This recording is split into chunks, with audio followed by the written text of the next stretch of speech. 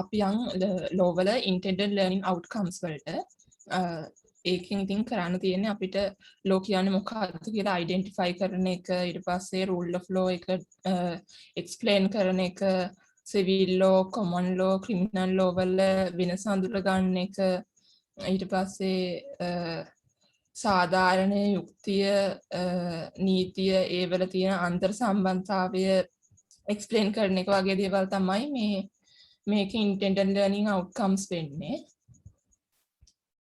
මේක ස්ලයිඩ්ස් ඔක්කොම මාරු වෙලා තියෙන්නේ මේ මම පුළුවන් තරම් try කරනවා මේ පිළිවෙලකට කරගෙන යන්න කියලා. හරි අමාරුයි හොයන්න.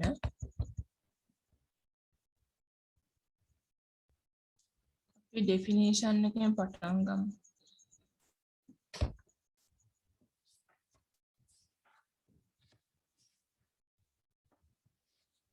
Definition of law. The word law is difficult to define, particularly as it is used in many different ways. It contains, however, the concept of orderliness, universality, and objectivity. It is concerned with behavior and not with causes. Contains an element of inevitability. Law එක ඇත්තටම අපිට පැහැදිලි කරන්න අමාරුයි මොකද ඒකට නිශ්චිත නිර්වචනයක් නැති හින්දා දැන් එක්සෑම් එකට ප්‍රශ්නයක් ඇහුවොත් එහෙම what is law කියලා අපිට ඉස්සලම ලියන්න තියෙන්නේ නීතිය පිළිබඳව පැහැදිලි නිර්වචනයක් නැහැ කියලා. එතනින් තමයි අපි පටන් ගන්න ඕනේ. ඊට පස්සේ අපිට පුළුවන් අපේ අදහස ඩෙෆිනිෂන් එකක් විදිහට ලියන්න. එතකොට ඇත්තටම අපි නීතිය කියලා ගත්තොත් ඒක සමාජයේ මිනිස්සුන්ගේ පාලනය හා නිවැරදි දිවිපැවැත්ම වෙනුවෙන් පනවා ඇති රීතීන් සමූහයක්. ඒක එක කන්සෙප්ට් එකක්. ඒ කියන්නේ විධිමත්භාවය තියෙන. ඊට පස්සේ ඒකට ඔබ්ජෙක්ටිව් එකක් තියෙනවා. ඒක තමයි නිවැරදි දිවිපැවැත්ම සමාජයේ බලාත්මක කරන්න. ඊට පස්සේ ඒක යුනිවර්සැලිටි කන්සෙප්ට් එකක්. ඒ කියන්නේ මුළු ලෝකයේම කට්ටිය පිළිගන්න දෙයක්. ඒක මිනිස්සුන්ගේ හැසිරීමත් එක්ක වෙනස් වෙනවා. ඒ කියන්නේ හේතුන් එක්ක නෙමෙයි වෙනස් වෙන්නේ.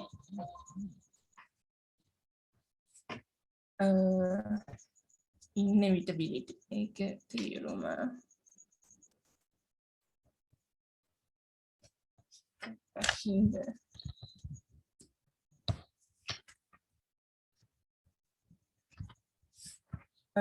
ඒකෙන් අපිට මග ඒ කියන්නේ ලෝ එකේ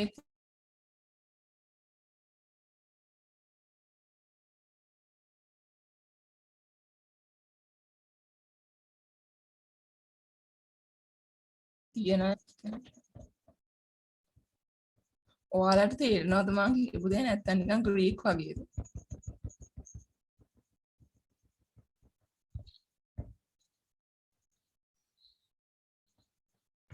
කාට හරි කියන්න පුළුවන්ද? තේරෙනවා විහාරි? හරි. අපි මේ ස්ලයිඩ් එකෙන් බලමු importance of law to the business in early stages of history. Society was unorganized, trade and commerce has not developed, rights of individual were not recognized.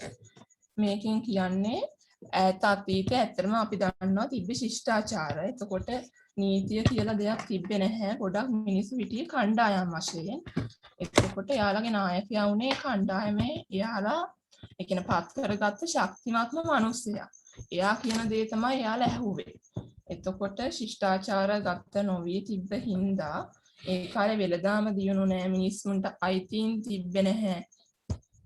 ඊට පස්සේ වාණිජත්වයක් දියුණු වෙලා තිබ්බේ නැහැ. සමාජي හරිම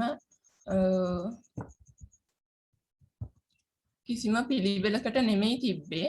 ඒක හින්දා එයාලා හිටියේ සමාජ ගිවිසුමක්. සමාජ ගිවිසුමක් කියන්නේ පුද්ගලයන් අතරේ තියෙන එක ගැටලු ඒ පුද්ගලයන් විසින්ම විසඳ ගන්න ඒකට තමයි සමාජ ගිවිසුමක් කියලා කියන්නේ. ඇත්තටම මේවා විසඳන්න උදව් කරේ එයාලගේ ගෲප් එකේ ලීඩර් එයාලා තෝරගත්ත කෙනෙක්. ඒකට තමයි social contract කියලා කියන්නේ. ඒ කියන්නේ මිනිස්සු අතරේ ඇති කරගත්ත මිනිස්සු විසින්ම ඇති කරගත්ත ගිවිසුමකට. පස්සේ අපි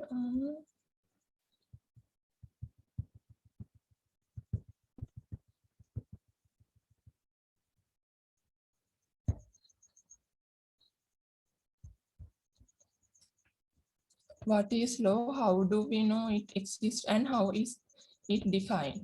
The law in different forms is rarely out of the news and is often the focus for fictional drama. Law is something that touches our lives.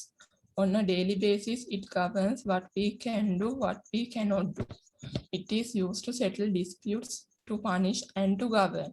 There are laws which are widely accepted and laws which generate controversy. Law plays a central role in social, political, and economic life. An understanding of the law, legal system, and legal culture of a society may lead to greater understanding of how that society works and what principle it values.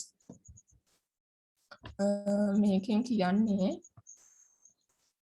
මං කලිනුත් කිව්වා ලෝ කියන්නේ නීතිය කියන්නේ සමාජය නිසියාකාරව පවත්වාගෙන යාමට සාදා ඇති නීති සමූහයක්. එතකොට ඒක අපි දකින ඒ කියන්නේ ඇත්තටම දකින දේ නොවෙන්නත් පුළුවන්. ඒක හැමතිස්සෙම එදිනෙදා ජීවිතයේ ඇති ගැටලු විසඳා ගන්න අපිට සමාජය පාලනය කරන්න උදව් කරනවා නීතිය. අපිට කරන්න පුළුවන් දේ අපිට කරන්න බැරි දේ අතර පරතරය ලකුණු කරලා දෙනවා. අපි කළ යුතු දේ අපි නොකළ යුතු දේ ඒකෙන් පෙන්නනවා. නීතියක් නැත්තම් ඇත්තටම සමාජය පාලනය කරන්න බෑ. මොකද ඒ කියන්නේ මිනිස්සු හැමෝටම Tamanට ඕන විදිහට ජීවත් වෙන්න පුළුවන් වුණා නම් වෙනකොට ගොඩක් මිනිස්සු මැරිලා ඒක හින්දා තමයි මේ නීතිය දාලා තියෙන්නේ මිනිස්සුන්ගේ යහපැවැත්ම උදෙසා.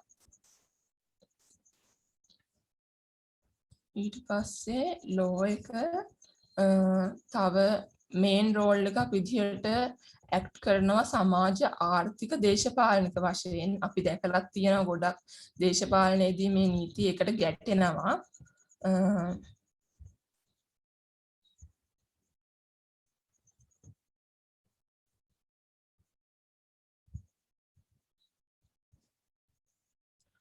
නීතියයි දඬුවමයි එකට බැඳිලා තියෙන දෙයක්. එහෙම නැත්නම් ඇත්තට මිනිස්සු ගොඩක් වැරදි කරන්න තිබ්බා. නීතිය කියන්නේ පොදුවේ හැමෝම විසින් පිළිගන්න දෙයක්.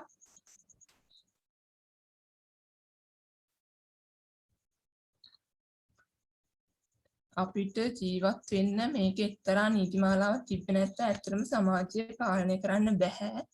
ඒක තමයි මේ ස්ලයිඩ් එකෙන් කියන්නේ.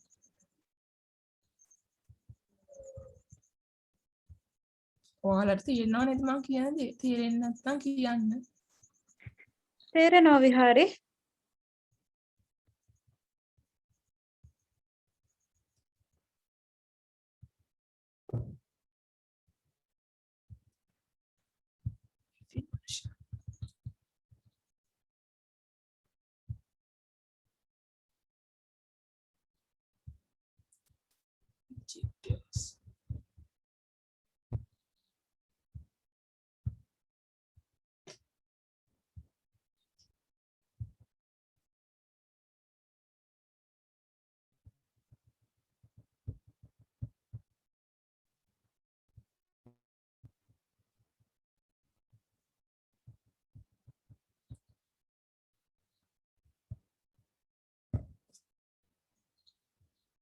අපි ඊළඟට යනවා නීතියේ අරමුණු වලට.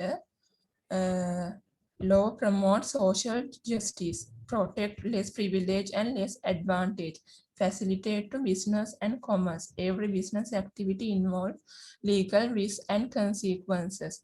All human activities are affected by law to keep the peace of society. මේකේ පළවෙනි පොයින්ට් එකෙන් කියන්නේ නීතිය යුක්තිය හා සමාජ සාධාරණත්වය ඉෂ්ට කරන්න උදව් වෙනවා. ඊට පස්සේ දෙවෙනි එකෙන් කියන්නේ විශේෂ අවශ්‍යතා තියෙන පුද්ගලයන්ව ආරක්ෂා කරනවා. ඒ කියන්නේ පොඩි ළමයි ඉන්නවා. ඊට පස්සේ එක එක ආබාධිත මිනිස්සු ඉන්නවා. එක එක මානසික මට්ටම් වල මිනිස්සු ඉන්නවා.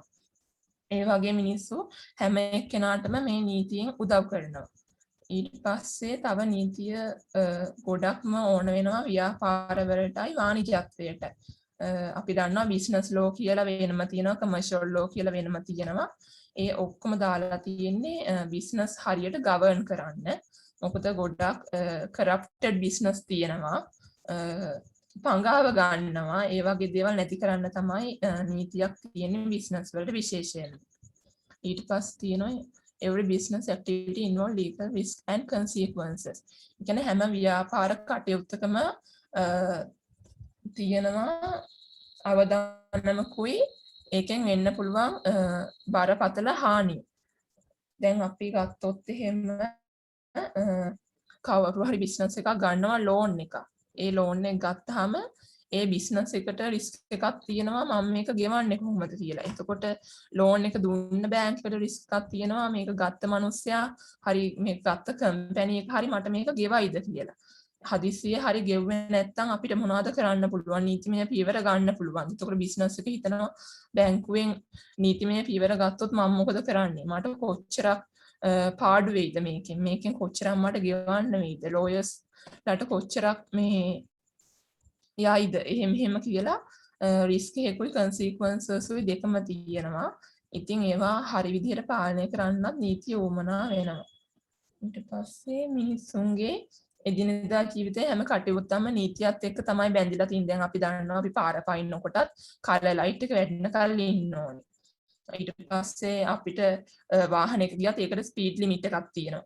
ඒ වගේ අපි කරන හැම දෙයකටම මේ එදිනෙදා ජීවිතේ කටයුතු හැම දෙයකටම නීතිය සම්බන්ධ වෙලා තමයි තියෙන්නේ. ඊට පස්සේ to keep the peace of society. නීතියේ ප්‍රධානම අරමුණ වෙන්නේ ඇත්තටම සමාජයේ සාමය පවත්වාගෙන යන්නේ. කියන්නේ මිනිස්සු අතර ඇතිවන ගැටුම් අඩු කරන්න තමයි අපි නීතිය නිර්වචනයේත් ඒක කියලා තියෙනවා. ඒක තමයි මේකේ ප්‍රධානම අරමුණ වෙන්නේ නීතිය කියන එකේ.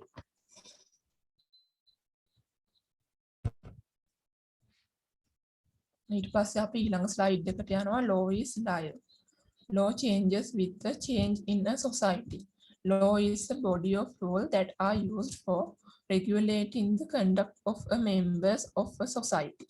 Every society frames these rules according to its needs. French Revolution brought about changes in the system of government law, was periodically refashioned to meet the new problems. නීතිය කියන දේ හැමදෙස්සම ඒ කියන්නේ සජීවී දෙයක්. සජීවී කියන්නේ දැන් අපි දන්න සජීවී කියනවාම මේක චලනය වෙනවා වෙනස් වෙනවා. ඒ වගේ තමයි නීතිය. ඒ කියන්නේ දැන් අතීතයේ තිබ්බ නීති නෙමෙයි දැන් තියෙන්නේ. ඒවා වෙන. ඒ කියන්නේ ටිකක් හරි වෙනස් වෙලා තමයි දැන් තියෙන්නේ. අපිට කියන්න බෑ එතකොට දැන් තියෙන නීතියද අනාගතයේ තියෙන්නේ කියලා. ඒක වෙනස් වෙන්න පුළුවන්. මිනිස්සුන්ගේ හැසිරීම් රටාව, සමාජ රටාව එතකොට අනිත් රටවල් වල එක එක බලපෑම් එක ගෝලීයකරණයත් එක්ක නීතිය කියන දේ වෙනස් වෙන්න පුළුවන්. ඒ කියන්නේ ගොඩාක් වෙනස් වෙන්න බැරි වුණත් ටික ටික හරි වෙනස් වෙන්න පුළුවන්. දැන් අපි දන්නවා ඇත්තටම රටකින් රටකට නීතිය වෙනස් වෙනවා කියලා. අපේ රටේ තියෙන එක නීතියක් ඊට පස්සේ ඉන්දියාවේ තියෙන තව නීතියක් ඒ වගේ තමයි. ඒකට හැම සමාජයකින්ම සමාජයකට නීතිය වෙනස් වෙනවා. අපි මේක ගැන කතා කරමු. ඇත්ත නීතිය ලැබෙන්නේ යටත් විජිතවලින්. කියන්නේ අපි ඉස්සරම හිටියේ පෘතුගීසි, ලන්දේසි, ඉංග්‍රීසි. අපිට ඉස්සෙල්ලම හම්බෙන්නේ රෝමන් ඩච් ලෝ එක. කියන්නේ රෝම ලන්දේසි නීතිය. ඒක හැබැයි තිබ්බේ ගොඩක්ම ඒ කාලේ වෙරළබඩ ප්‍රදේශවල විතරයි. මොකද මේ උඩරට නීතිය තමයි ඒක ඒ වෙනකොටත් කැන්ඩියන් ලෝ එක තමයි ලංකාවේ තිබ්බේ. එතකොට ලන්දේසියාවම ඉස්සෙල්ලම අල්ලගත්තේ වෙරළබඩ ප්‍රදේශ. එහෙම ආවහම ඊට පස්සේ එයාලා ලන්දේසි නීතිය මුළු ලංකාව පුරාම පැතිරෙව්වා. පැතිරෙව්වට පස්සේ උඩරට නීතිය ඒත් තිබ්බා. ඊට පස්සේ ඉංග්‍රීසි බ්‍රිටිෂ් කට්ටිය ආවහම මෙහාට එයාලා කරේ සම්පූර්ණයෙන්ම උඩරට නීතිය අයින් කරලා දැම්මා. අයින් කරලා දාලා එයාලට හිතුණා හැබැයි රෝමන් ඩච් ලෝ එක මෙහෙ තිබ්බොත් හොඳයි කියලා. ඒකත් තියෙන්න ඇරලා එයාලා ඉංග්‍රීසි ලෝ එක මෙහෙ පැතිරෙව්වා. හැබැයි ඉංග්ලිෂ් ලෝ එක ඒ කියන්නේ රෝමන් ඩච් ලෝ එකට සයිඩ් සපෝට් එකක් විතරයි. ඒක මෙහෙ පැතිරුණාට මෙහෙ හරියටම බලාත්මක වුණේ නැහැ.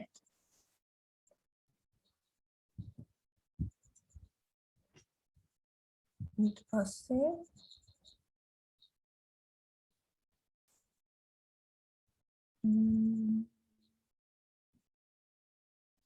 ඊට පස්සේ මේක තියෙනවා every society frames these rules according to its need. ඒ කියන්නේ සමාජයක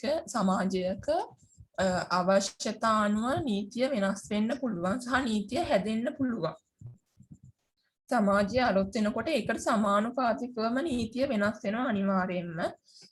ඒකට උදාහරණයක් වශයෙන් ගත්තොත් එහෙනම් අපිට කියන්න පුළුවන් Companies Act number 7 of 2007. ඒ කියන්නේ 2007 තමයි ඇත්තටම සමාගම් පනත ආවේ. ඒ කියන්නේ වැඩි කාලයක් නැහැ ඇවිල්ලා ඇත්තටම බැලුවොත්.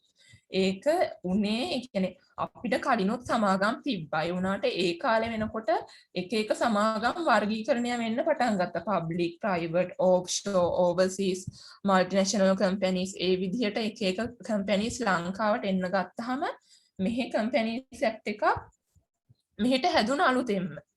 ඒ වගේ සමාජය වෙනස් වෙන්න පුළුවන්. ඒ කියන්නේ දැන් අපි දන්නවා හැම ඇක්ට් එකක්ම සංශෝධනයක් එක්ක පොඩ හරි වෙනස් වෙනවයි කියලා. ඒ වගේ තමයි නීතිය. නීතිය චුට්ට වෙනස් වෙනවා සමාජයේ අවශ්‍යතාව වෙනුවෙන්. ආණ්ඩු ක්‍රම ව්‍යවස්ථාවක් දැන් 78 තිබ්බ ආණ්ඩු ක්‍රම ව්‍යවස්ථාව දැන්ට තිබ්බට ඒක සංශෝධනය වෙලා ඇවිල්ලා මම හිතන්නේ දැන් නැවතිලා තියෙන්නේ 20ෙන්. කලින් තිබ්බේ 19 දැන් තියෙන්නේ 20. ඒ වගේ ආණ්ඩු ක්‍රම ව්‍යවස්ථාව වුණා වෙනස් වෙන්න පුළුවන්.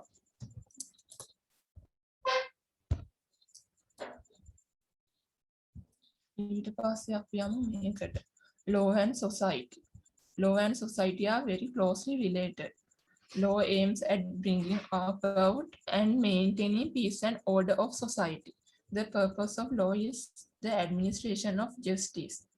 Law is not equal to justice. Justice is one of the noblest of ideals and is never realized.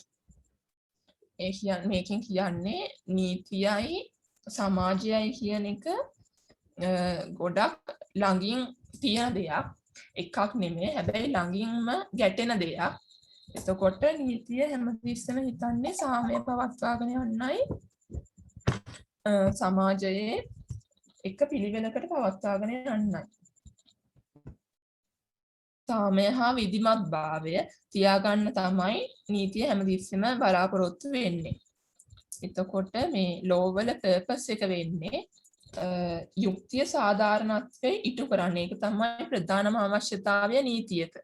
හැබැයි අපිට කියන්න පුළුවන් ලෝ එකයි ජස්ටිස් එකයි කියන්නේ නීතියයි සාධාරණත්වයයි එකක් නෙමෙයි කියලා. මොකද නීතියේ අරමුණ තමයි යුක්තිය ඉෂ්ට කිරීම. නැතුව ජස්ටිස්ුයි ලෝයි කියන එක සමාන වෙන්නේ නැහැ. ඒක කවදාවත් අනිත් එක රියලයිස් කියන්නේ ඇත්තක් වෙන දෙයක් නෙමෙයි. ලෝ එකයි ජස්ටිස් එකයි කියන්නේ නීතියයි සාධාරණත්වයයි සමාන වෙයි කියලා අපිට හිතන්න බෑ කවදාවත්. මොකද මේ දෙක concepts දෙකක් හින්දා. නීතියේ ප්‍රධාන අරමුණ තමයි සාධාරණත්වය ඉෂ්ට කිරීම.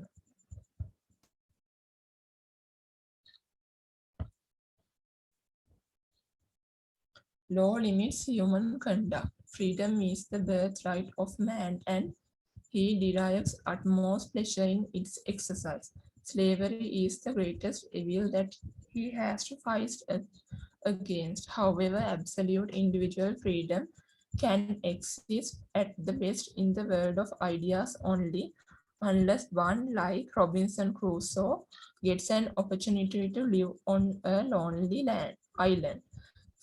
For man is a social animal and has to surrender a part of his freedom to society, that it turns ensures him safety, security, and peace. Society lays down rules of conduct for common good, sometimes it at expense of the individual. ඒ කියන්නේ මේකේ topic එකෙන් කියන්නේ නීතිය මිනිස් ක්‍රියාකාරකම් යම් තාක් දුරකට සීමා කරනවා. ඇත්තටම සීමා කරලා තියෙන්නේ. මිනිහෙක් ඉපදෙනකොටම කවුරු හරි කෙනෙක් අපිට හම්බෙන මූලිකම අයිතිවාසිකම තමයි නිදහස කියන එක. ඒක තමයි ඕනම පුද්ගලයෙක්ට තියෙන්න පුළුවන් ලොකුම අයිතිවාසිකම. හැබැයි අපි දැකලා තියෙනවා ඒ කියන්නේ වහල් භාවයත් ගොඩක්ම තියෙනවා. ඒ කියන්නේ ඉස්සර ගොඩාක් තිබ්බා. දැන් නම් ඒක අඩුයි. ඒත් සමහර රටවල් වල තාමත් ඒ වහල් භාවය කියන එක තියෙනවා. ඒ කියන්නේ නිදහසේ ජීවත් වෙන මිනිස්සුන්ට ඇත්තටම බලපාන්නේ වහල් බව කියන එක. ඒක නිසා මේ ලෝකෙ කිසිම කෙනෙක්ට නිදහසේ ජීවත් වෙන්න බෑ. අපි ඒ කියන්නේ සමහර දේවල් ඇත්තටම දරාගෙන ඉන්න ඕනේ. අපි හිතුවට දැන් අපේ රටේ වහල් භාවය නැහැ කියලා.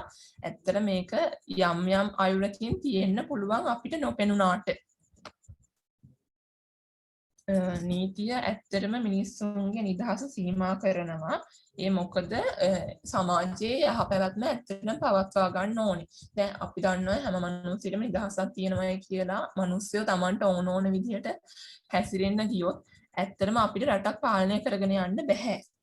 එහෙම වුණොත් එහෙම මේක ලොකු අවුල් ජාලයක් වෙන්න පුළුවන්. ඒක නිසා ඇත්තටම නීතිය පනවා ඇත්තේ සමස්ත සමාජයටම යහපතක් කිරීමේ අරමුණේ. දැන් අපිට උදාහරණයකට ගත්තොත් එහෙම රොබින්සන් ක්‍රූසෝ එයා තනියම අයිලන්ඩ් එකක් හොයාගෙන කියන්නේ දූපතක් හොයාගෙන එයාට ඕන විදිහට එයා තනියම ජීවත් වුණා. හැබැයි අපි ජීවත් වෙන්නේ එහෙම තනි ලෝකෙක නෙමෙයිනේ. අපි ජීවත් වෙන්නේ එක සමාජික මිනිස්සු ගොඩක් එක්ක. එතකොට අපිට පුළුවන් වෙන්න ඕනේ හැම මිනිස්සයත් එක්කම සාධාරණව සාමයෙන් කටයුතු කරන්න. ඉතින් ඒක අපිට විතරක් කරන්න පුළුවන් දෙයක් නෙමෙයි. ඒක නිසා තමයි මෙහි නීතියක් කියලා දෙයක් පනවලා තියෙන්නේ ඉහළ උසාවියකින්. අපි මේකට තව එක්සාම්පල් එකක් ගත්තොත් දැන් අපිට කියන්න පුළුවන් මේ දැන් කොල්ලෝ ඉන්නවනේ. එතකොට එයාලා ගොඩක් කැමති බයික්ස් වලට. එයාලා බයික් එකක් ගත්තාම හිතන්නේ හරි දැන් මම තමයි වැඩ්ඩා එහෙම කියලා. ඊට පස්සේ එයාලා ඒ කියන්නේ පුදුම තරම් වේගකින් තමයි බයික් එක යන්න ගියාම යන්නේ. හැබැයි අන්තිමට ඉවර වෙන්නේ එක්ක ලයිට් කණුවකින් එක්ක තාප්පකින් එක්ක ගහකින් නැත්තම් බර වාහනයකින් එහෙමත් නැත්තම් පාරේ ඉන්න මිනිස්සෙක් හප්පලා දාලා අන්න ඒ විදිහට තමයි ගොඩක් පිරිමි ළමයින්ගේ බයික් ගමන ඉවර වෙන්නේ. එහෙම වුණාම ඒක ඇත්තටම සමාජයට ලොකු බලපෑමක්. අහිංසක මිනිස්සුන්ගේ බව ජීවිත නැති වෙලා තියෙනවා. අපි දැනුවත්වම අපි දැකලා තියෙනවා ඒක. ඒ වගේ දේවල් නොවෙන්න තමයි මිනිස්සුන්ගේ නිදහස් සීමා කරලා තියෙන නීතියක් විසින්. එහෙමත් නැත්නම් ඉතින් ගොඩක් මිනිස්සු මේ වෙනකොට සමාජෙ මැරිලා. ඉතින් සමාජ සාධාරණත්වය ඉෂ්ට කරන්න නීතිය මිනිස්සුන්ගේ නිදහස් සීමා කරනවා කියලා අපිට කියන්න පුළුවන්. ඊට පස්සේ අපි යමු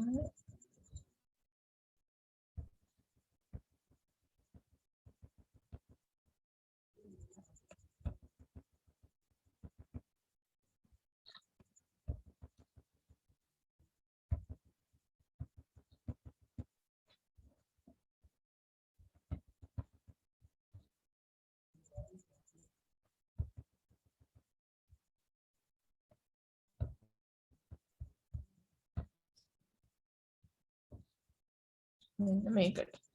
In the narrower concept of law, there must be a set of rules which can be applied objectively with someone to enforce them. Law consists of any principle which is organized and enforced by the courts in the administration of the justice. A body of rules for the guidance of human conduct which are imposed upon and enforced among the members of a given state. මේකෙන් කියන්නේ නීතියේ පටු අරමුණක් වෙන්නේ ඒ කියන්නේ අරමුණක් කිව්වට අරමුණක්ම නෙමෙයි ඇත්තටම එතන තියෙන නීතියක් කියන එකේ තියෙන්න ඕනේ එක රීතින් මාලාවක් අරමුණු සහගතව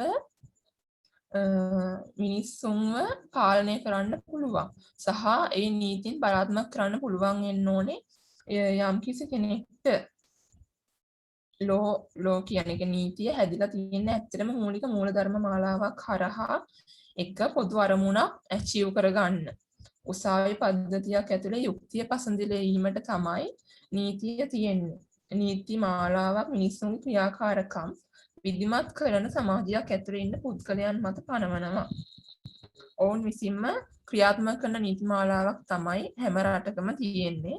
ඒ කියන්නේ මිනිස්සුම තමයි නීති පනවන්නේ මිනිස්සුම තමයි නීතිය ක්‍රියාත්මක කරන්නේ මිනිස්සුම තමයි හැබැයි නීතිය පිළිපදින්නේ. ඒ කියන්නේ මේ තුනම කරන්නේ මිනිස්සුම කියන එක තමයි මේකේ අදහස වෙන්නේ.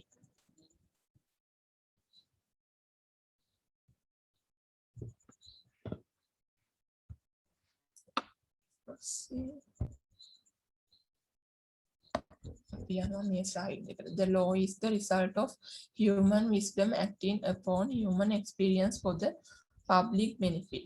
The life of the law has not been reason or logic but experience. නීතිය කියලා කියන්නේ ඇත්තටම මිනිස්සුන්ගේ ප්‍රඥාවේ ප්‍රතිඵලයක්. ඒ ප්‍රතිඵලය ඇත්තටම එන්නේ මිනිස්සුන්ගේ අත්දැකීම් මත පොදු යහපත පිණිස. අපි ඇත්තටම දන්නවා අපේ බුද්ධිය වැඩෙන, ඒ කියන්නේ අපි පොත්පත් කියවුවත් ඉගෙනීමෙන් විතරක් නෙමෙයි, අපි ගොඩක් අපේ අත්දැකීම් වලින් තමයි අපේ බුද්ධිය වෙනස් කරගන්නේ. දැන් අපි අවුරුදු 5කට හිටපු කෙනා නෙමෙයි, අපේ ඒ අවුරුදු 5කට ඇතුලේ තිබ්බ අත්දැකීම් එකතු කරගත්තාම දැන් ඉන්න කෙනා වෙන්නේ. ඒක නිසා හැමතිස්සෙම මිනිස්සුන්ගේ බුද්ධි මට්ටම වෙනස් වෙනවා එයාලගේ අත්දැකීම්, ඒ කියන්නේ එයාලා විඳින අත්දැකීම් නිසා.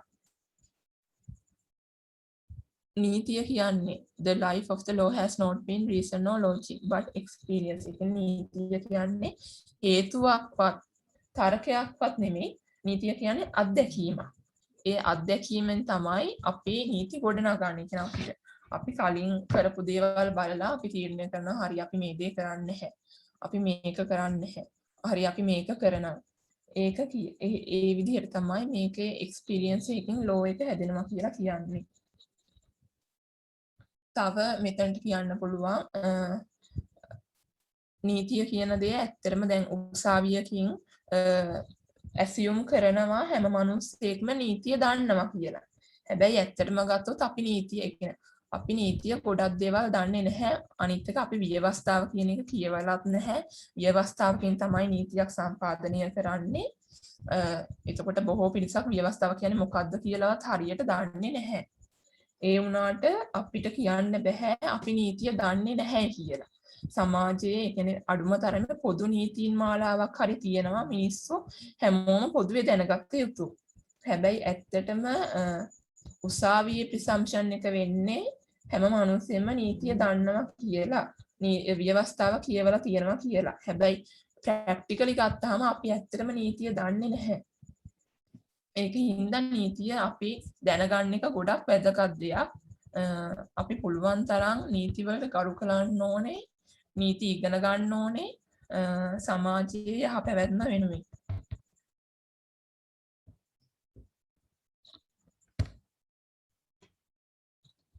ඊට පස්සේ අපි යනවා some important concepts of law. Any person charged with an offence is entitled to be heard in person or by an attorney at law.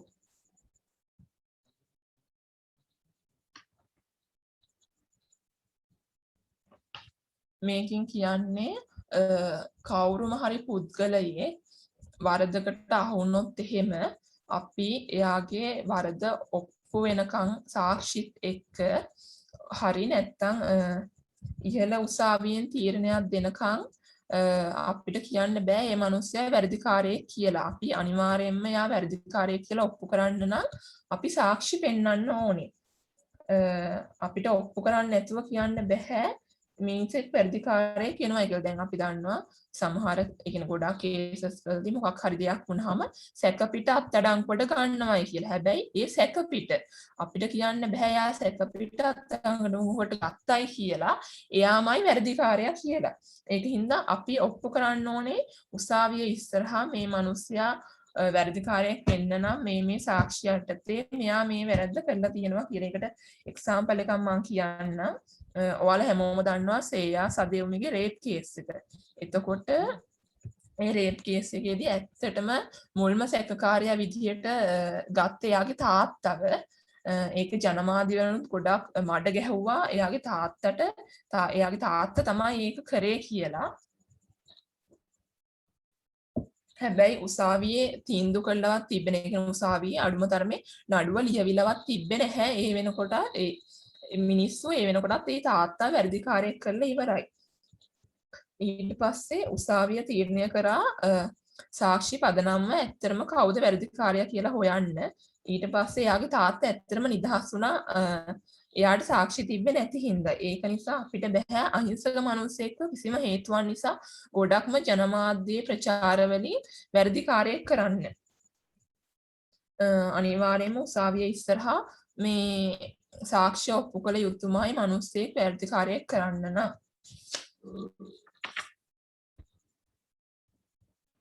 මෙතන ඇටර්නි ඇට් ලෝ කියලා මම දැක්ක ගෲප් එකෙත් කට්ටිය අහලා තියෙනවා. මේ ඇටර්නි ඇට් ලෝ කියන්නේ නීතිපති දෙපාර්තමේන්තුවේ ඉන්න නීතිඥයන්ට. ඒ කියන්නේ නීතිපති දෙපාර්තමේන්තුව යටතේ ලියාපදිංචි වෙලා ඉන්න නීතිඥයන්ට. ඇත්තටම කිව්වොත් ලංකාවේ ඉන්න හැම ලෝය කෙනෙක්ම නීතිපති දෙපාර්තමේන්තුව යටතේ ලියාපදිංචි වෙලා ඉන්නේ. එතකොට අපි ලෝය කියලා කිව්වට ඇත්තටම උසාවියේ කියන්නේ ලෝය කියලා නෙමෙයි ඇටර්නි ඇට් ලෝ කියලා. ඒක තමයි උසාවියේදී භාවිතා වෙන වචනේ. අපි පොදු සමාජයේ අපි භාවිතා කරන්නේ ලෝය කියලා තමයි මේකට.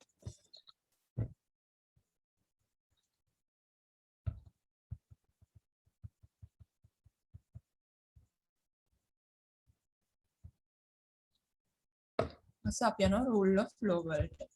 Law is supreme, equality before the law, disputes are settled by courts. Law is supreme. ඒ කියන්නේ නීතිය තමයි ඕනම රටක ඉහළින්ම තියෙන්නේ. කියන්නේ හැම සමාජිකම නීතිය තමයි ඇත්තටම ඉහළින්ම තියෙන්නේ. අපි දැන් පිරමීඩ් එකක් ගත්තොත් පිරමීඩ් එකේ උඩින්ම තියෙන්නේ law නීතිය. ඊට පස්සේ තමයි තියෙන්නේ පාර්ලිමේන්තුව. ඊට පස්සේ තමයි ඉන්නේ ජනාධිපතිය. ඇත්තටම දැන් අපේ රටේ නම් ඕක ටිකක් වෙනස් විදිහකට යන්නේ. අපේ රට හරිම වෙනස් ජාතියක් හින්දා ඇත්තටම ඒ පිරමීඩ් එකේ අපේ රටේ උඩින්ම ඉන්නේ ජනාධිපති. එතකොට යාට ඕන විදිහට තමයි වෙන්නේ. හැබැයි ඇත්තටම හරි සිස්ටම් එකේදී උඩින්ම තියෙන්නේ ලෝ කියන එක. ලෝ එකට තමයි පුළුවන් ඊට පස්සේ පහළ ඉන්න හැම කෙනාම පාලනය කරන්න. එතකොට ඕනම සමාජයක නීතිය තමයි ඉහළින්ම ඉන්නේ. equality before the law. හැම එකම නීතියට කලින් සමානාත්මතාවය තමයි අපි බලන්නේ. නීතිය වුණත් අපි හැමදෙස්සෙම සමානාත්මතාවය ඇති කරන්න තමයි බලන්නේ නීති වලිනුත්. dispute settled by courts. හැමදෙස්සෙම ඒ කියන්නේ disputes කියන්නේ එක ප්‍රශ්න ගැටුම් හැම එකක්ම විසඳන්නේ උසාවියක් හරහා. එහෙම නැත්නම් අපි පොලිසියට ගියත් එන්ට්‍රි එක ලියලා ඊට පස්සේ සමහරලාට කෝට් කේසස් වලට පවා යනවා පොඩි නඩු හිටම්ම. ඒ වගේ තමයි හැම එකටම අඩුම තරමේ ඩිස්ට්‍රික්ට් කෝට් එකක් හරහා හරි තමයි පොඩි නඩුවක් වුණත් විසඳන්නේ. එතකොට disputes are settled by courts කියන්නේ අන්න ඒකට. උසාවියක් හරහා තමයි ගැටුම් විසඳන්නේ කියන එක. Laws are enforceable. Main reason to obey the law by the state.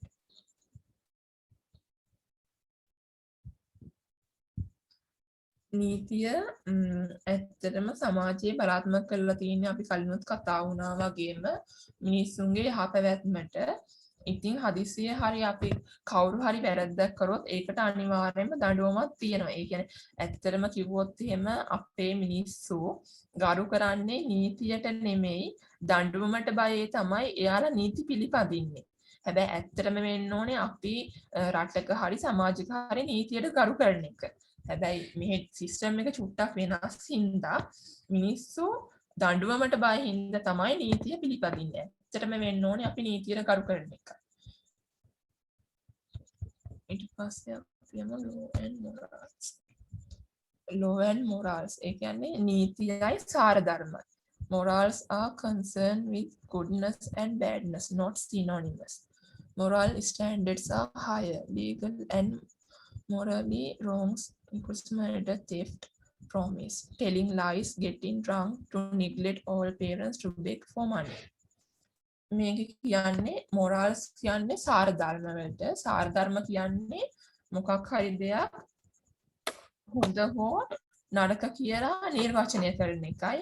ඒ කියන්නේ සාර ධර්ම වලින් තමයි නීතියට එක පැත්තකින් නීති හදන්න සාර ධර්මත් උදව් වෙනවා. හැබැයි සාර ධර්මයි නීතියයි කියන්නේ සමාන වචන දෙකක් නෙමෙයි. ඒ දෙක ඇත්තටම සාරධර්ම ගුණාංග ඒ කියන්නේ සාරධර්ම ගුණාංග අතින් ඉහළයි නීතියට වඩා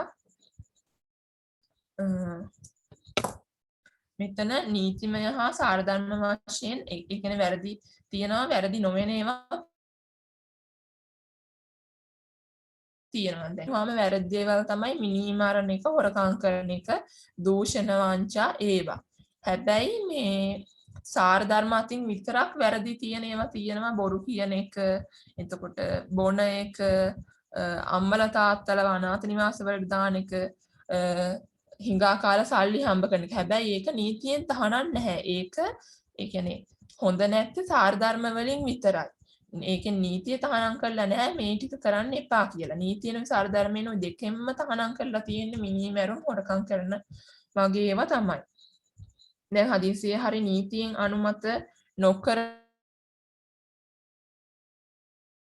ඩ්‍රග් කියලා ඒක වැරද්දක් වෙන්නේ නැහැ. ඒ කියන්නේ නීතිය අනුව ඒක වැරද්දක් වෙන්නේ නැහැ. අනුමත නොකරන ඩ්‍රග් එකක් ගත්තොත් ඒක නීතිය අනුව අනිවාර්යෙන්ම වැරදි. ඊට පස්සේ තව මෙතන ප්‍රොමිස් කියන එක. කියන්නේ පොරොන්දුවක් කියන්නේ දැන් අපි පොරොන්දුවක් වුණාම අපි දන්නවා ඒ කියන්නේ සාරධර්ම අනුව බැලුවොත් පොරොන්දුවක් ඉෂ්ට කරන්න ඕනේ. හැබැයි අපි නීතිය පැත්තෙන් පොරොන්දුවක් ගත්තාම ඒක අනිවාර්යෙන් ඉෂ්ට කරන්න කියලා දෙයක් නැහැ. සාරධර්ම අතින් වැරදි වුණාට ඒක නීතිය අතින් වැරදි නැහැ. මොකද අපි දැන් පොරොන්දු කැඩුවයි කියලා අපි ඕන තරම් දන්න දැන් කවුරු හරි කපල් එකක් ගත්තොත් එහෙම එයාලා කිව්වොත් එහෙම මේ මම මැරි කරනවාව කවදා හරි කියලා එතන ප්‍රොමිස් එකක් වෙන්නේ නැති. හැබැයි අපිට ගිහිල්ලා නඩුවක් දාන්න බෑ ඔයා මාව බඳින්න පොරොන්දු වුණා ඒකින්ද අනිවාර්යෙන්ම බඳින්න ඕනේ කියලා. එතකොට අන්න ඒ වගේ දෙයක් තමයි ප්‍රොමිස් එකක් කියලා කියන්නේ. ඒ කියන්නේ නීතිය අතින් වැරදි නෑ හැබැයි සාරධර්ම අතින් වැරදි.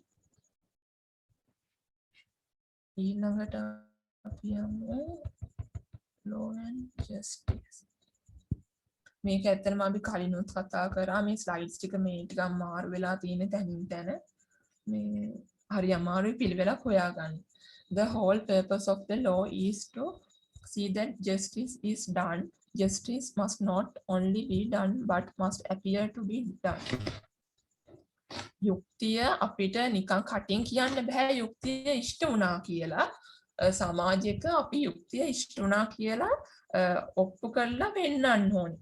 ඒ කියන්නේ කරුණ විමසලා පෙන්නන්න. දැන් අපි මොකක් හරි නඩුවක් ගත්තාම ජජ්ට කියන්න බෑ එකපාරටම හරි දැන් මේක මෙහෙමයි මේ කේස් එක මෙතනින් ඉවරයි කියලා. ඒතකොට ජජ් අනිවාර්යයෙන්ම තීන්දුවක් දෙනකොට කියන්න ඕනේ මම මේ කරුණු පදනම් කරගෙන තමයි මම මේ කෙනා වැරදිකාරයෙක් කරේ.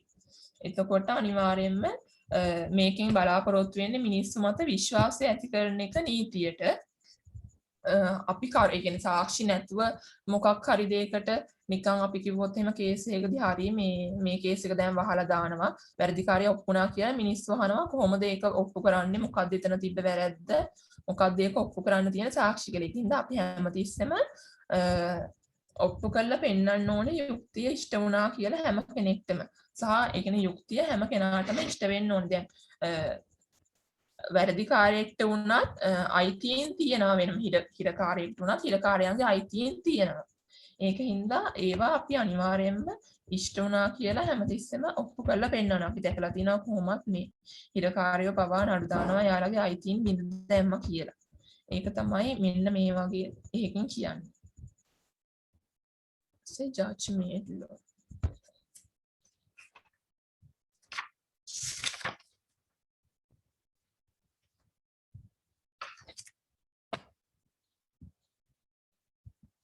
මෙතන judgment law එකේ තුනක් තියෙනවා.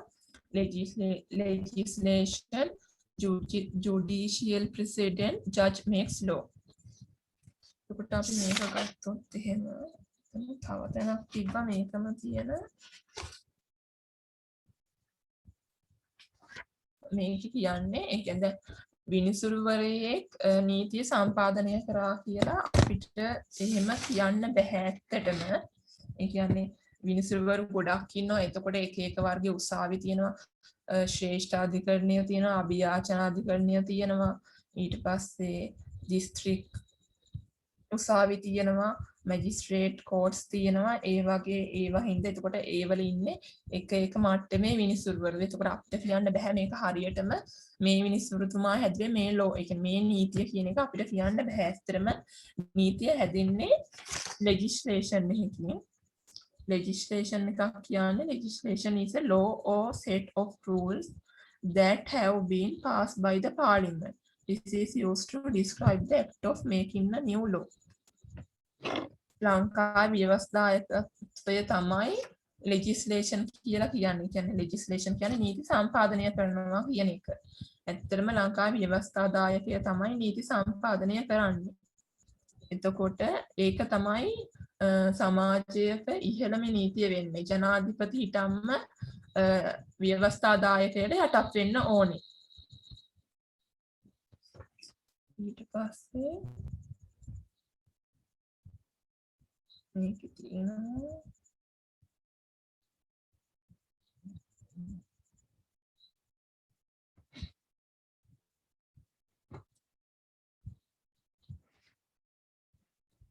ලංකාවේ ඇත්තටම අපි දන්නවා රෝමන් ඩච් ලෝ එක තමයි ගොඩක් පාවිච්චි වෙන්නේ. ඒකෙන් තමයි එක act and ordinances කියන 50 ඔක්කොම ඉෂුව කරන්නේ. එතකොට මේවා ඔක්කොම කරන්නේ පාර්ලිමේන්තු එක හරහා. ඉංග්‍රීසි ලෝ එකත් ලංකාවේ ඇත්තටම තියෙනවා. ඒ කියන්නේ ඉංග්‍රීසි ලෝ එක මම කලිනුත් කිව්වා වගේ ඉංග්‍රීසි ලෝ එක කියන්නේ රෝමන් ඩච් ලෝ එකට සයිඩ් සපෝට් එකක් දෙන එකක්. ඇත්තටම මෙහි written constitution එක එන්නේ රෝමන් ඩච් ලෝ වලට. කියන අපි දැන් පිළිගන්නේ ඇත්තටම නීතියක් වශයෙන් ලියවිලා තියෙන නීතිය තමයි අපි පිළිගන්නේ. ඉංග්‍රීසි ලෝ එකේ අපිට නැහැ written law එකක්. රෝමන් ඩච් ලෝ එකට තමයි written law එක තියෙන්නේ. එතකොට හදිසියෙ හරි අපි උසාවියක ගිහිල්ලා වැරද්දක් ඔප්පු කරන්න ගියොත් එහෙම අපිට පුළුවන් කියන්න විනිසුරුවරයා දුන්න තීන්දුව වැරදි කියලා written law එකේ එක acts අරගෙන පෙන්නුවොත් ඔප්පු කරලා පෙන්නුවොත් එහෙම මේකට අනුව මේක මෙහෙම ලියවිලා තියෙනවා. එතකොට අපිට මේක ගන්න පුළුවන් කියලා. එතකොට විනිසුරුගේ ඒ කියන්නේ විනිසුරුගේ තීරණය කැන්සල් වෙලා අපිට පුළුවන් written law එක හරහා යුක්තිය ඉෂ්ට කරන්න. ඒ කියන්නේ ඒ තරම් බලවත් written law කියන එක. ඒකට තමයි ගොඩක්ම මූලිකත්වය හම්බෙන්නේ.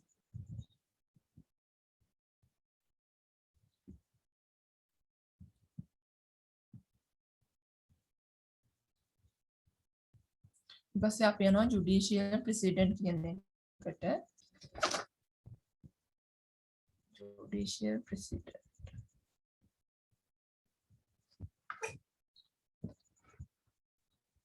ජුඩිෂියල් ප්‍රෙසිඩන්ට් කියන්නේ ඉහළ උසාවියෙන් ඒ කියන්නේ ශ්‍රේෂ්ඨාධිකරණයෙන් දෙන තීන්දුව තමයි පහළ උසාවිය හැම එකක්ම අනුගමනය කරන්න ඕනේ. මොකද ඒක තමයි ඉස්සෙල්ලා කිව්වා වගේ අපේ සිස්ටම් එකේ උඩින්ම තියෙන. ඒ කියන්නේ කන්ස්ටිටියුෂන් එක තමයි උඩින්ම තියෙන්නේ. එතකොට ඒක හින්දා මේකෙදි ඉහළ උසාවියෙන් මොකක් හරි නඩුවකට දෙන තීන්දුවක් පහළ උසාවියෙන් අනුගමනය කරන්න පුළුවන්. මොකද එහෙම නැති වුණොත් එහෙම දැන් එක උසාවි වලට පුළුවන් එක තීන්දුව දෙන්න එකම නඩුවකට. එතකොට එතන ඇත්තටම නීතියක් කියන දෙයක් නැහැ. එතකොට සාධාරණත්වයක් සමානතාවයක් නැහැ. එහෙම සමානතාවය සාධාරණත්වය ඇති කරන්න ඕන හින්දා තමයි කියලා තියෙන්නේ හදිසි හරි මොකක් හරි නඩුවකට ඉහළ උසාවියෙන් තීරණයක් දීලා තියෙනවද පහළ උසාවි වලිනුත් ඒ තීරණයම තමයි අනුගමනය කරන්න ඕනේ කියලා. එතකොට මේක ඇත්තටම ගලා යන්නේ ඉහළ සිට පහළට විතරයි. පහළ ඉඳලා උඩට යන්නේ නැහැ. අභියාචනාධිකරණය කියන්නේ ඇත්තටම දැන් වැරද්දක් කරාම අභියාචනාවක් දාන්න තියෙන තැනක්. හැබැයි ශ්‍රේෂ්ඨාධිකරණය කිව්වොත් එහෙම මේකට කිසිම සමාවක් දෙන්න බෑ. මේකේ දඬුවම මේකයි කියලා එතනින් එහාට අභියාචනාධිකරණයට කරන්න දෙයක් නැහැ. මොකද ඒක තියෙන්නේ ශ්‍රේෂ්ඨාධිකරණයට යටින්. ඒ කියන්නේ සුප්‍රීම කෝර්ට් එකට යටින් හින්දා. නීතියේ ඒකීයභාවය පවත්වාගෙන යන්න තමයි මේ ජුඩිෂියල් ප්‍රෙසිඩන්ට් කියන කන්සෙප්ට් එක තියෙන්නේ.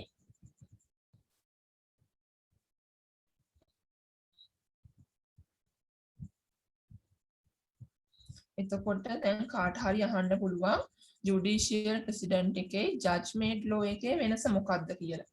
එහෙම අහුවාම අපිට කියන්න පුළුවන් ජුඩිෂියල් ප්‍රෙසිඩන්ට් කියන එක නැතුව ජජ්මන්ට් ලෝ එක ක්‍රියාත්මක කරන්න බැහැ.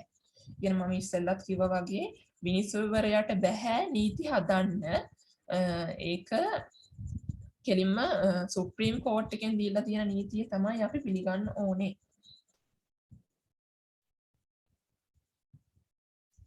දැන් ජජ්මේන්ට් ලෝ වලදී සමහර අවස්ථාවලදී විනිශ්චයකාරයා තීන්දුව දෙනවා. එතකොට අපි මේ තීන්දුව පිළිගන්නවා. හැබැයි හැම නඩුවකම ඒක සමාන වෙන්නේ නැහැ. මම එක්සාම්පල් එකක් කියන්නම්. මේ ඔයාලා හැමෝම දන්නවා රංජන් රාමනායක කේස් එකට මොකද වුනේ කියලා. උසාවියට අපහාස කරා කියලා එයාට සිරදඬුවම් ලැබුණා. ඊට පස්සේ එයා ඒක අභියාචන අධිකරණයට ගිහිල්ලා මේ පෙත්සමක් ගැහුවා. එයා එහෙම අපහාස කරේ නැහැ කියලා. හැබැයි එයාට අනිවාර්යයෙන්ම සිරදඬුවම් විඳින්න වුණා. මොකද ඒ වගේම කේස් එකක් ඊට කලිනුත් වුණා. SB දිසානායකත් ආණ්ඩුවට අපහාස කරා කියන එක මත. එතකොට සුප්‍රීම කෝර්ට් එක ඒ දවසේ දීලා තිබ්බා කවුරු හරි කෙනෙක් ආණ්ඩුවට නැත්තම් පාර්ලිමේන්තු එකට නැත්තම් උසාවියට අපහාස කරනවා නම් ඒක සිරදඬුවම් ලැබිය හැකි බරපතල වරදක් කියලා.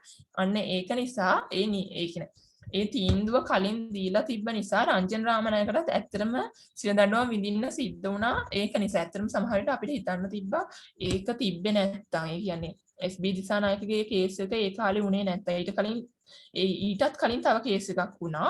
කේස් දෙකයි ඇත්තටම මම හිතන්නේ මේ රංජන් රාමනායකකට කලින් වෙලා තිබ්බේ. ඒ දෙක තිබ්බේ නැත්තම් සමහර වෙලාවට රංජන් රාමනායකට සිරදඬුවම් නොලැබෙන්න තිබ්බා. නොලැබී ඒ කියන්නේ මොකක් හරි දඩයක් ගෙවලා නිදහස් වෙන්න තිබ්බා. හැබැයි ඉහළ උසාවිය කලින් තීන්දුවක් දීලා තිබ්බා එකම වගේ කේස් එකකට. ඒකින්ද අනිවාර්යයෙන්ම මේ කේස් එකටත් ඒකම තමයි උනේ. එතකොට කියන්න තියෙන්නේ ජුඩිෂියල් ප්‍රෙසිඩන්ට් කියන එකේ සිංහල තේරුම අධිකරණ පූර්වාදර්ශය. ඒක කියන්නේ මොකක් හරි කේස් එකකදී කලින් තීරණය කරලා තියෙනවා නම් නැත්තම් කලින් තිබ්බ ලක්ෂණ හා සමානම ලක්ෂණ දැන් පවතින කේස් එකේ තියෙනවා නම් අනිවාර්යයෙන්ම ඒක ඉහළ උසාවියේ නියෝගයට අනුව තමයි කොච්චර පහළ උසාවියක වුණත් මේ නීතිය දෙන්න. ඒ කියන්නේ ඒ තීන්දුව දෙන්න ඕනේ. සමානතා තියෙනවා නම් අනිවාර්යයෙන්ම එකම තීන්දුව තමයි හම්බෙන්න ඕනේ. දැන් අපි තව කස්ටඩි කේස් එකක් ගත්තොත් එහෙම අපි හිතමු කපල් එකක් ඩිවෝස් වෙන්න යනවා. යාලා ළමයෙක් ඉන්නවා. එතකොට ඩිස්ට්‍රික් කෝර්ට් එකේ තමයි සාමාන්‍යයෙන් සිවිල් කේසස් අහන්නේ. එතකොට කියනවා හරි අම්මට ළමයාව බාර දෙන්නමයි කියලා. ඊට පස්සේ ඒ වගේම තව කේස් එකක් වෙනවා අවුරුදු ගානකට පස්සේ. ඊට පස්සේ ඒක යන්නේ වෙන කෝර්ට් එකකට. එහෙම ගියාම ඒ පවුලේ අම්මට රැකියාවක් නැහැ තාත්තට රැකියාවක් තියෙනවා. එතකොට ජජ් කියනවා එහෙනම් ළමයාව තාත්තට බාර දෙමු කියලා. හැබැයි එතන ඒක එහෙම වෙන්නේ නැහැ. කලින් ඒ කියන්නේ ඊට කලින් ඒ වගේම කේස් එකක් ශ්‍රේෂ්ඨාධිකරණය මගින් තීන්දුවක් දීලා තිබ්බොත් මොකක් හරි කස්ටඩි කේස් එකක ළමයාව බාර දෙන්න ඕනේ අම්මටමයි කියලා අර කේස් දෙකේදීම බෑ තාත්තට ඒ කියන්නේ ඊට පස්සේ කේස් එකේදී බෑ අපිට ළමයාව තාත්තට බාර දෙන්න. ඒ වගේ තමයි. ඒකෝර අනිවාර්යයෙන්ම අම්මට තමයි බාර දෙන්න ඕනේ. අන්න ඒක තමයි ඉහළ උසාවියේ බලය කියලා කියන්නේ.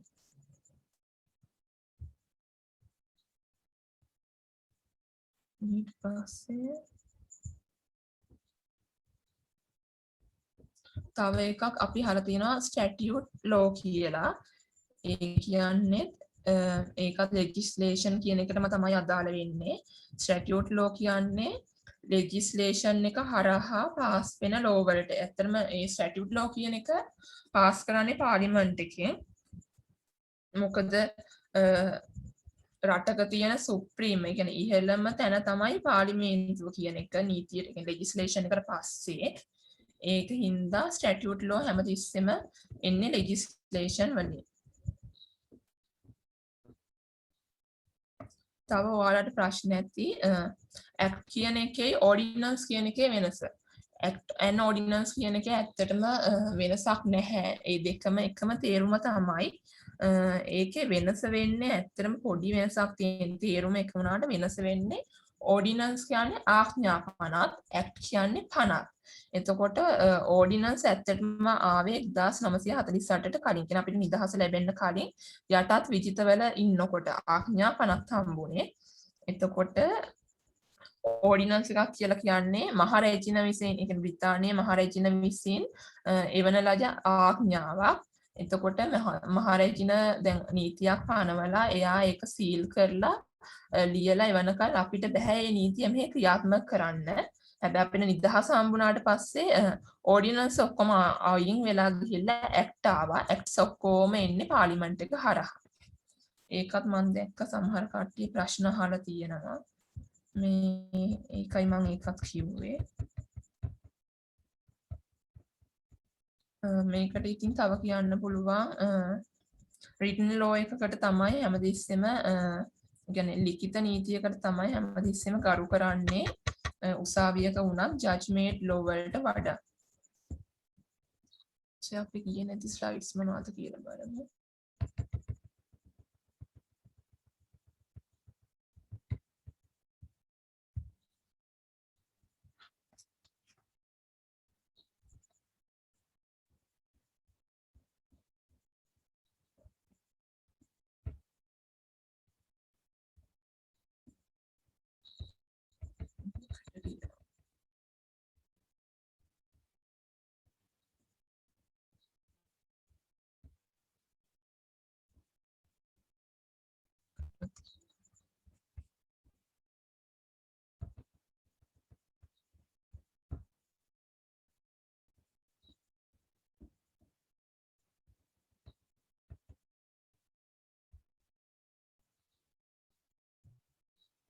categories of law ඇත්තරම law වල ගොඩක් categories තියෙනවා.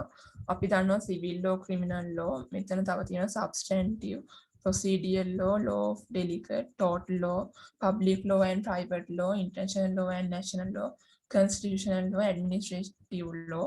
ඇත්තරම අපිට දැන් මේකෙදි ඉගෙන ගන්න තියෙන්නේ civil law එකයි criminal law එකයි විතරයි. තව laws ගොඩක් තියෙනවා. දීපල නීති, ඊට පස්සේ දිවිසුම් නීති, සමාගම් නීති, හවුල් ව්‍යාපාර නීති, රක්ෂණ නීති, මේ වගේ ගොඩක් ලෝස් වර්ග තියෙනවා. හැබැයි අපේ සෙමෙස්ටර් එකට තියෙන්නේ මම හිතන්නේ සිවිල් ලෝ එකයි ක්‍රිමිනල් ලෝ එකයි විතරයි. ඒක මම පස්සේ කතා කරනවා.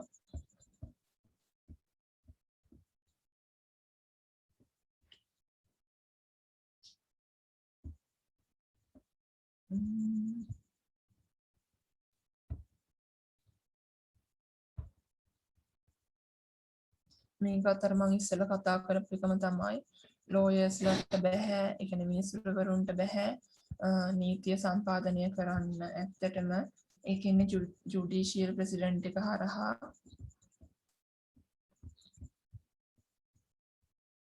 නීතියක් නැතුව සමාජයක් ඇත්තටම පවත්වාගෙන යන්න බෑ. කවුරුත් ආරක්ෂිතත් නැහැ නීතියක් නැතුව.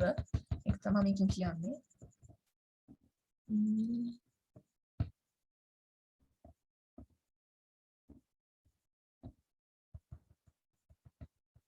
මේකට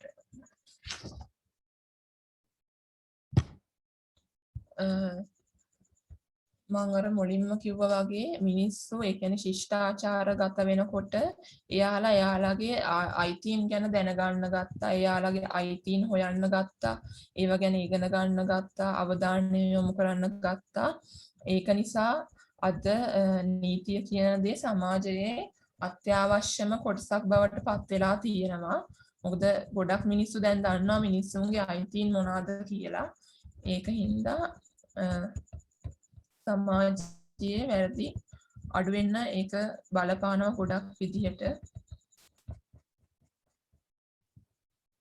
හරි. මම දැනට මේක කරලා ඉවරයි. කාට හරි ප්‍රශ්න තියෙනවා නම් අහන්න පුළුවන්. තේරුණාද තේරුන්නේ නැද්ද? මම තනියම කියෙව්වද?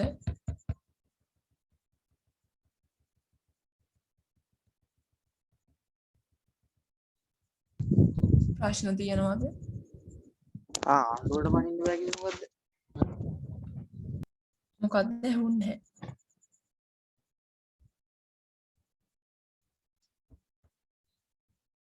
ආයෙත් කියන්න පුළුවන්ද? ආණ්ඩුවට පනින්න බෑ කිව්වේ ඒ කියන්නේ මොකද්ද? අධිකරණයේ ආණ්ඩුව කියන්නේ දෙකක් නෙමේ. ආණ්ඩුවට නෑ බනින්න බෑ කිව්වේ ඒ ආණ්ඩුව කියන්නේ ඇත්තටම කිව්වොත් ඒ කියන්නේ පාර්ලිමේන්තු එකේ කොටසක්නේ. එතකොට ඒ SB දිසානායක කේස් එකේ එයා අර ආණ්ඩුවට අපහාස කිරීමේ චෝදනාවක් තමයි එයා ඒ කාලේ හිරේ ගියේ. එතකොට ඒ කියන්නේ ආණ්ඩුව කියන්නේ පාර්ලිමේන්තු එකේම කෑල්ලක් හින්දා එතකොට ඒකත් නීති يعني සිස්ටම් එකේ තියෙන කෑල්ලක්නේ. එතකොට ඒකට ඇත්තටම අපිට බයින්න බෑ. දැන් රංජන් රාමනායකට උනේත් ඒකම තමයි. ආණ්ඩුවට බයින්න ගියා ඊට පස්සේ නීතිඥයන්ට බෑන සල්ලි දීලා ගන්නවා හොරට නඩු කියනවා අරවයි මේවයි කියලා. ඊට පස්සේ සුප්‍රීම කෝට් එකෙන් තීරණය කරා එයා අපහාස කිරි ඒ කියන්නේ උසාවියට අපහාස කරනවා ආණ්ඩුවට අපහාස කරනවා මිනිස්සුන්ට අපහාස කරනවා. ඒ කියන්නේ ආණ්ඩුවට අපහාස කරා කියන්නේ උසාවියට අපහාස කරා කියන්නේ මුළු සමාජෙටම අපහාස කරා වගේ තමයි. එතකොට එතන සමාජ සාධාරණත්වයක් නැහැනේ. අන්න ඒක හින්දා තමයි මේ එයාට එහෙම උනේ. හරිද ප්‍රශ්න විසඳුණාද? හරි ආ ප්‍රශ්න තියෙනවද? හෙලෝ විහාරි ඔව් කවුද? මේ දිල්ෂාන් ඔව් කියන්න. මේ මට විදායකයා ව්‍යවස්ථාදායකයා අතර පොඩ්ඩක් වෙනස කියලා දෙන්නකෝ. විදායක ඉංග්‍රීසි වචන පොඩ්ඩක් කියන්න පුළුවන්ද? අනේ දන්නේ බා. මේ විදායකය කියන්නේ මේ පාර්ලිමේන්තුවටද ව්‍යවස්ථාදායකය කියන්නේ පාර්ලිමේන්තුවට? නෑ ව්‍යවස්ථාදායකය කියන්නේ කන්ස්ටිටියුෂන් එකට. ඒක තමයි. ඔව්.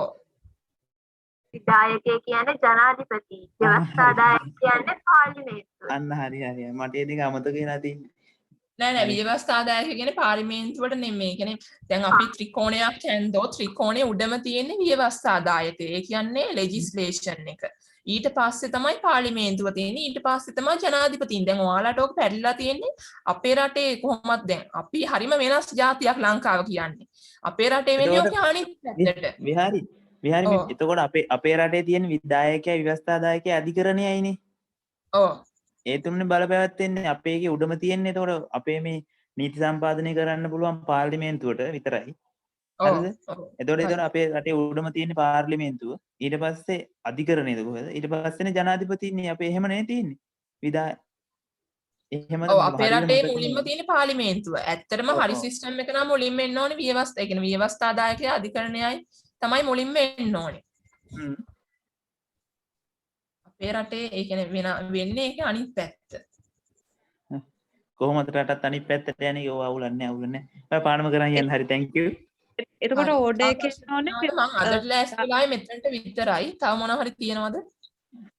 එතකොට විහාරි මුලින්ම එන්න ඕනේ ව්‍යවස්ථාදායකය ඊට පස්සේ විදායකනේ. ඊට පස්සේ අධිකරණය නේද? එහෙම තමයි කියන්නේ. එහෙම මේ අර අපි කියනකොට කියන්නේ ව්‍යවස්ථාදායකයා විදායකයා අධිකරණයයි කියලානේ. ඒකේ ඕඩර් එකත් මම හිතන විදිහට එහෙම තමයි එන්න ඕනි.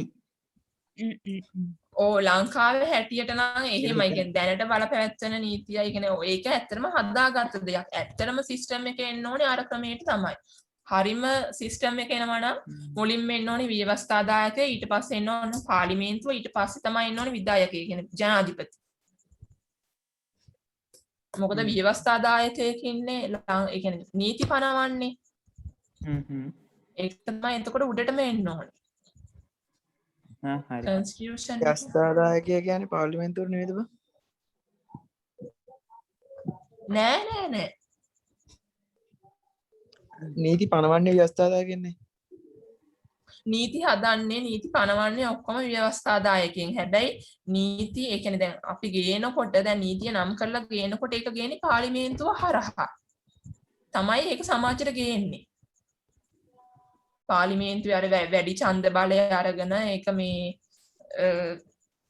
නීතිගත කරලා ඒව ඔක්කොම කරන්නේ පාර්ලිමේන්තුවේ. ඒක ශ්‍රී ලංකාවේ නීති හදන්නේ කවුද? නීති හදන්නේ අධිකරණේ. සුප්‍රීම කෝට් එකේ. පාර්ලිමේන්තුව මගින් නේද? නෑ. පාර්ලිමේන්තුව හරහා තමයි ඒවා එළියට ගේන්නේ. නීති හදලා අධිකරණය ක්‍රියාත්මක කරනවා නෙවෙයිද? මේ මාත් පොඩ්ඩයි ඕක ඇඩ් කරන්නද? මේ හරි කියන්න. අපි මෙහෙම නෙමෙයි දෙන්නේ පාර්ලිමේන්තුවේ නීති හදලා ඒක අධිකරණය මගින් ක්‍රියාත්මක කරනවා නේද? තමයි යෝ මට මතක විදිහට නම් එහෙම වගේ පොඩ්ඩක් ඒකට තව කවුරු හරි දන්න කෙනෙක් ඉන්නවා නම් පොඩ්ඩක් කියන්නකෝ. ඔව් දන්න කෙනෙක් ඉන්නවනම් කියන්න. ආලෝක එහෙම දන්නවත් දන්නේ නැහැ.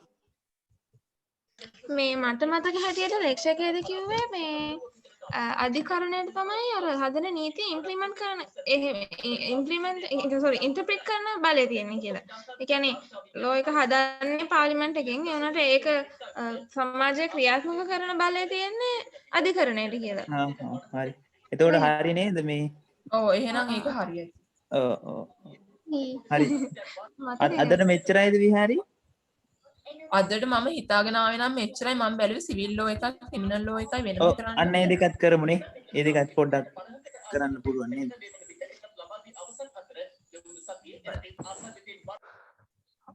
ඉහරි දැන් අදට මෙච්චරද වෙලා විතර වෙයි. නෑ එයා ලෑස්තිලා ආවිලා තියෙන එච්චරයි නේ. ඉහරි අදට මෙච්චරද මට මේකේ කියලා නෑ. මට කියලා දෙන්න පුළුවන්. හැබැයි මේකේ වචන වලට මට සිංහල වචන කියන්න උදව් කරනවා නම් මම කියලා දෙන්න. විහාරි මෙහෙමනේ දැන් ඔයා ලෑස්තිලා ආවොත් මීට වඩා හොඳට කරන්න පුළුවන් වෙයි කියලා මම හිතනවා.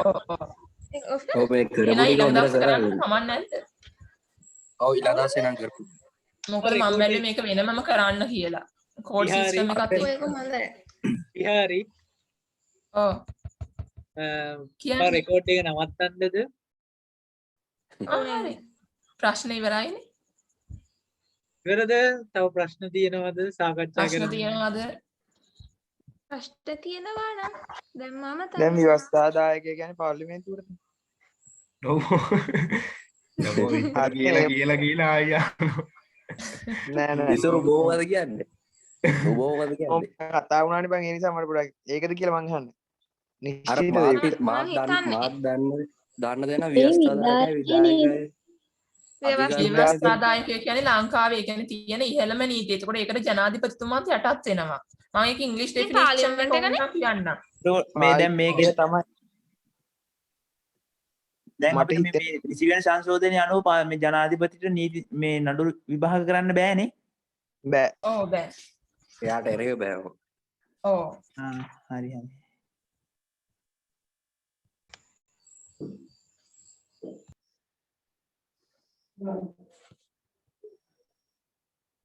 ඔයාලට තේරුණාද නැත්නම් නිකන් මම තනියම කියව වගේ හැඟීමක් තමයි මට දැනෙන්නේ. නෑ සුපිරි කරාදලා අපි තාන් හිටියා. ඔව් අපි තාන් හිටියා මේ. එළෝ ඔයා.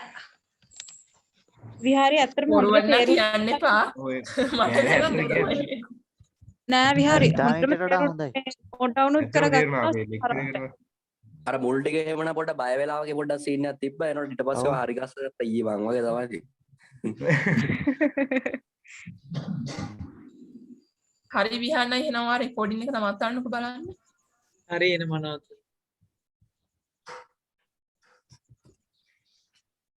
ඒ මං